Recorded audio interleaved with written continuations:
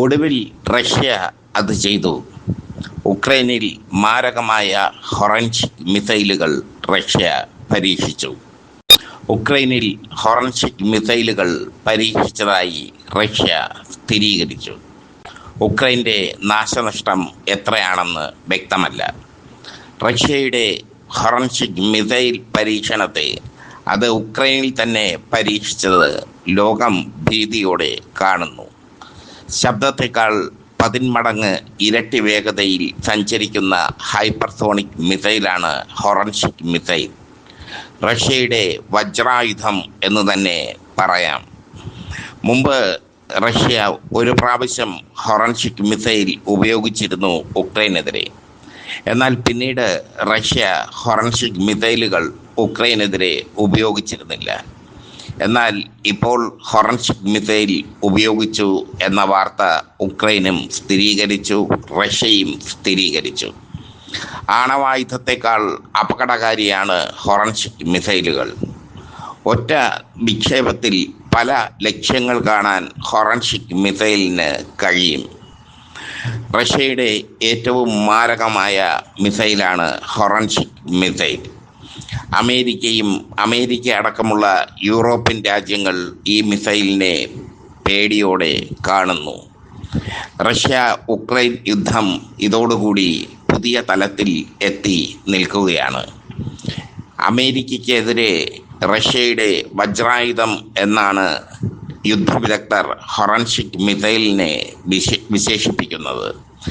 എന്തുകൊണ്ട് ഈ സമയത്ത് റഷ്യ ഹൊറൻജ് മിസൈലുകൾ പ്രയോഗിച്ചു എന്ന ചോദ്യത്തിന് ഒറ്റ ഉത്തരം മാത്രം.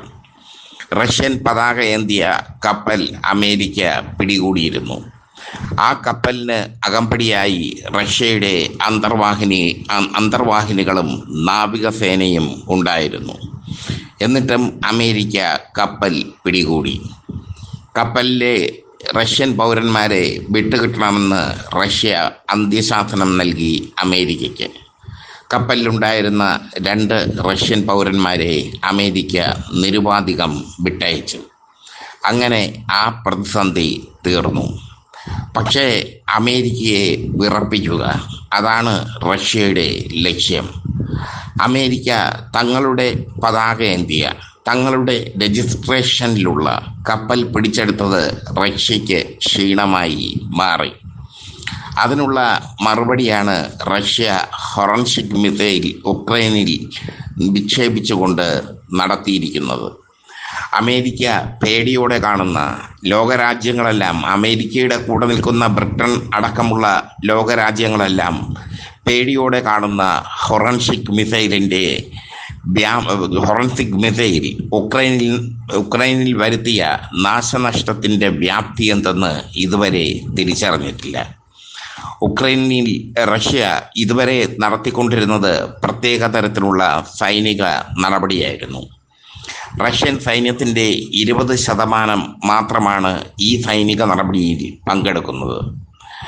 റഷ്യ ഹൊറൻജ് മിസൈലുകൾ ഉപയോഗിക്കാനുള്ള കാരണമായി റഷ്യൻ ഭരണകൂടം പറയുന്നത് പുടിൻ്റെ വസതിക്ക് നേരെ ഉക്രൈൻ നടത്തിയ ഡ്രോൺ ആക്രമണ ശ്രമമാണ്. അതുകൊണ്ടാണ് തങ്ങൾ മാരകമായ മിസൈൽ പ്രയോഗിച്ചത് എന്നാണ് റഷ്യ നൽകുന്ന സ്ഥിരീകരണം. എന്നാൽ അതല്ല യാഥാർത്ഥ്യം എന്നത് വ്യക്തം. തങ്ങളുടെ പതാക ഏന്തിയ, തങ്ങളുടെ രജിസ്ട്രേഷനിലുള്ള ടാങ്കർ എന്ന കപ്പൽ അമേരിക്ക പിടിച്ചെടുത്തത് റഷ്യയെ കോപാകുലരാക്കി, റഷ്യയെ അസ്വസ്ഥരാക്കി എന്നുള്ളത് വ്യക്തം. അമേരിക്കയ്ക്ക് ഒരു മറുപടിയാണ് ഉക്രൈനിൽ റഷ്യ പ്രയോഗിച്ച ഹൊറൻജ് മിസൈൽ. എന്തായാലും ലോകത്തെ വിറപ്പിച്ചുകൊണ്ട് റഷ്യ ഇപ്പോൾ ശ്രദ്ധ നേടുന്നു.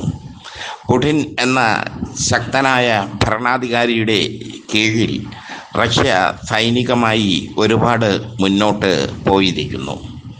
റഷ്യയുടെ ആവനാഴിയിലുള്ള അസ്ത്രങ്ങൾ, ബ്രഹ്മാസ്ത്രങ്ങൾ എന്തൊക്കെയാണെന്ന് ലോകത്തിന് ഇപ്പോഴും അറിയില്ല.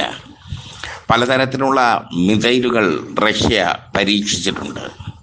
ലോകത്തെ രണ്ടാമത്തെ സൈനിക ശക്തിയാണ് റഷ്യ എന്നാണ് കണക്കാക്കപ്പെടുന്നത്. എന്നാൽ ആണവായുധത്തിൻ്റെ കാര്യത്തിൽ അമേരിക്കയേക്കാൾ മുന്നിലാണ് റഷ്യ. അതുകൊണ്ട് തന്നെ ലോകത്തിന് റഷ്യയെ ഭയമാണ്. പുതിയൊരു ലോകക്രമം ഉരുത്തിരിഞ്ഞ് വരികയാണ് ഇപ്പോൾ. റഷ്യ, ഇറാൻ, ചൈന, ഉത്തര കൊറിയ എന്നിങ്ങനെ പുതിയൊരു ലോകക്രമം. ബ്രിക്സ് ഉച്ചകോടി റഷ്യ നടത്തിയത് പുതിയൊരു ലോകക്രമത്തിൻ്റെ ഭാഗമായിട്ടാണ്. അമേരിക്കയുടെ ലോക പോലീസ് പട്ടം തങ്ങൾ അംഗീകരിക്കില്ലെന്ന് റഷ്യ പറഞ്ഞു കഴിഞ്ഞു. റഷ്യയുടെ ഏറ്റവും വലിയ കരുത്ത് അവരുടെ വാഗ്നർ സേനയാണ്. പുടിൻ്റെ കൂലിപ്പട്ടാളം എന്നാണ് വാഗ്നർ സേന അറിയപ്പെടുന്നത്. ആ വാഗ്നർ സേനയാണ് ഉക്രൈനിൽ യുദ്ധം ചെയ്യുന്നത്. ഉക്രൈനിൽ റഷ്യ നടത്തുന്ന യുദ്ധം മാന്യമായ യുദ്ധമാണ്. ഗസയിൽ ഇസ്രായേൽ നടത്തിയതുപോലെ വംശഹത്യ ഉക്രൈനിൽ റഷ്യ നടത്തുന്നില്ല. മറിച്ച് ഉക്രൈൻ്റെ സൈനിക കേന്ദ്രങ്ങളെ സൈനികരെ ആക്രമിച്ചുകൊണ്ട് പതിയെ ഉക്രൈനെ വിഴുങ്ങുകയാണ് റഷ്യ. അമേരിക്ക വെനസ്വേലയിൽ ചെയ്തതുപോലെ, വെനസ്വേലയിൽ മദുറോയെയും അദ്ദേഹത്തിൻ്റെ ഭാര്യയെയും തട്ടിക്കൊണ്ടുപോയതുപോലെ ഉക്രൈൻ പ്രസിഡന്റ് സെലൻസ്കിയെ തട്ടിക്കൊണ്ടുപോകാൻ നിഷ്പ്രയാസം റഷ്യക്ക് കഴിയും. പക്ഷേ ഇതുവരേക്കും റഷ്യ ആ രീതിയിൽ പ്രവർത്തിച്ചിട്ടില്ല എന്നുള്ളത് ശ്രദ്ധേയമായ കാര്യമാണ്. റഷ്യയുടേതായ രീതിയിലുള്ള യുദ്ധം വളരെ ക്ലാസിക്കായ ഒരു യുദ്ധമാണ് നടത്തുന്നത്. റഷ്യയുടെ വിശ്വരൂപം ഇപ്പോഴാണ് പുറത്തെടുത്തിരിക്കുന്നത്. തങ്ങളുടെ ആവനാഴിയിലെ ബ്രഹ്മാസ്ത്രം തന്നെ ഉക്രൈനെതിരെ പ്രയോഗിച്ചിരിക്കുന്നു. അമേരിക്കയും യൂറോപ്യൻ രാജ്യങ്ങളും, ജർമ്മനി അടക്കമുള്ള യൂറോപ്യൻ രാജ്യങ്ങളും ഉക്രൈന് നിർലോഭമായി സൈനിക സഹായം, ആയുധങ്ങൾ നൽകുന്നുണ്ട്. ആ ആയുധങ്ങൾ കൊണ്ടാണ് റഷ്യൻ സൈന്യത്തിനെതിരെ ഉക്രൈൻ പിടിച്ചു നിൽക്കുന്നത്. എന്നാൽ വലിയൊരു തോൽവി ഇപ്പോൾ ഉക്രൈൻ അഭിമുഖീകരിക്കുന്നു. റഷ്യയുടെ ലക്ഷ്യമെന്തെന്ന് ഇതുവരെ വ്യക്തമായിട്ടില്ല. ഉക്രൈൻ പിടിച്ചെടുക്കാൻ തനിക്ക് താല്പര്യമില്ലെന്ന് പുടിൻ പറഞ്ഞു കഴിഞ്ഞു. ഉക്രൈനിലുള്ള ചില പ്രവിശ്യകൾ അത് സ്വതന്ത്രമാക്കാനാണ് പുടിൻ ആഗ്രഹിക്കുന്നത്. അതുകൊണ്ടാണ് സൈനിക നടപടി നീണ്ടുപോകുന്നത്. എന്തായാലും ഹൊറൻഷിക് മിസൈലുകൾ പ്രയോഗിച്ചതിലൂടെ പുടിൻ ലോകത്തെ റഷ്യ എന്തെന്ന് അറിയിച്ചിരിക്കുന്നു. റഷ്യയുടെ കരുത്തെന്തെന്ന് ലോകം അറിഞ്ഞിരിക്കുന്നു. ഉക്രൈനിൽ ഹൊറൻഷിക് മിസൈലുകൾ വരുത്തിയ നാശനഷ്ടം തുടർന്നുള്ള സമയങ്ങളിൽ വ്യക്തമാകും. എത്ര സൈനികർ മരിച്ചു, എത്രമാത്രം നാശനഷ്ടം ഉണ്ടായി എന്നൊക്കെയുള്ളത് ഇനി വരുന്ന മണിക്കൂറുകൾക്കുള്ളിൽ കൃത്യമായി വ്യക്തമാകും.